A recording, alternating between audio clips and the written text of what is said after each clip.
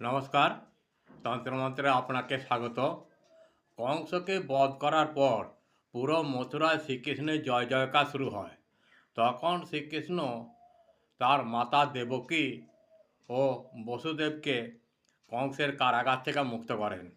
তখন মাতা দেবকী একটি দেওয়ালের দিকে দেখিয়ে বলেন, এই দেখো, এই তার দাগ, যেখানে কংস আমার 6 পুত্রকে হত্যা করেছে।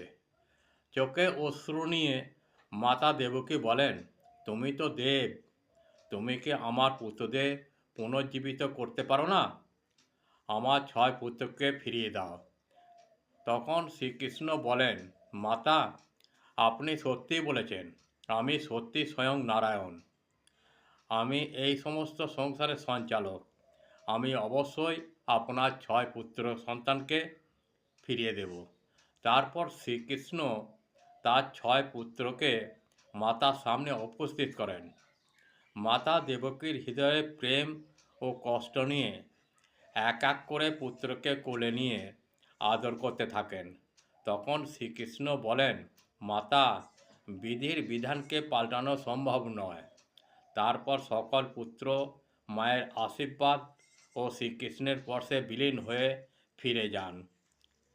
আমার এই প্রয়াসটি ভালো লাগলে আমাকে একটি শেয়ার, লাইক ও সাবস্ক্রাইব করতে ভুলবেন না।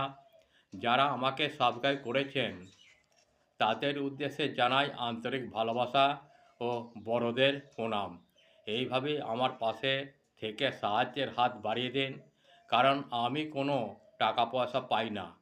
অনেক বইপত্র কিনতে হয় ও বহু পরিশ্রম ব্যয় করতে হয়। আপনাদের একটি সাবস্ক্রাইব আমাকে একটু আলোর দিশা দেখাতে পারে, তাই অনুরোধ, সাহায্যের হাত বাড়িয়ে দিন।